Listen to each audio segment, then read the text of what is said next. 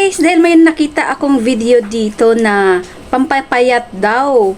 So, hindi ko talaga ito pinalampas guys. Susubukan ko talaga ito. So, itong video na ito guys, ito, makikita nyo yan. So, dahil gaya-gaya ako at gusto kong pumayat, bakit hindi ko ito i-try guys? So, ito na yun guys, ang video. So, tignan nyo. So, gagawin ko ito mamaya. So, yan na nga guys, dahil kompleto ako dito ng mga ingredients. Ay, wala pala ako ditong green apple. Kaya, skip muna natin yung green apple. So, gagawin natin to guys. So, ito na guys, gagawin na natin yung napanood nating video na pampapayat for good for 5 days. So, nag-prepare na ako dito ng mga ingredients guys. So, meron ako ditong apple, banana, chia seeds, yan, chia seeds.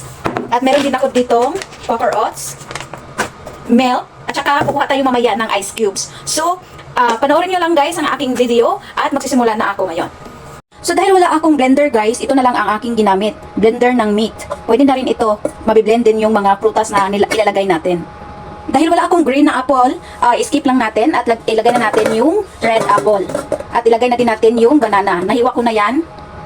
Isang scoop ng chia seeds. 3 scoop ng Quaker Oats. Kahit anong Quaker Oats, basta whole siya, whole oats. 3. Tapos lagyan natin ng 200 ml na fresh milk.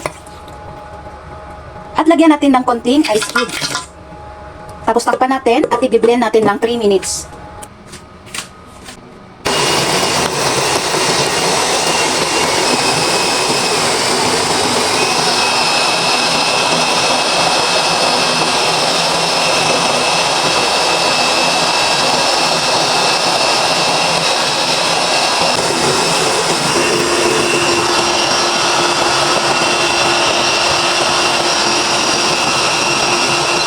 So guys, ito na ang ating fruit blend shake na pampapayat.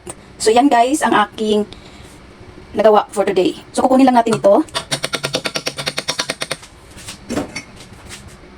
May 2 baso ako dito na clear. So ilagay na natin ang ating shake. Tapos yung iba. So yan. So ubusin natin kasi sayang. Sayang din yung ano natin, binili natin yon. So ito na guys ang aking fruit blend shake. Yan. Diba ang sarap niya? So ito pa guys. So 2 baso ang nagawa ko. Yan. Oh. So ito na yung 2 nagawa ko guys sa recipe na pampapayat. This daw to guys, iinumin. Iinumin lang to tuwing gabi bago matulog. Pang digest ng mga kinakain natin. So tikman natin kung masarap ba.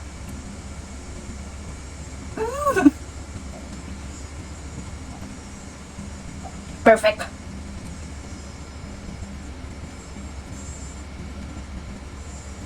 Sarap.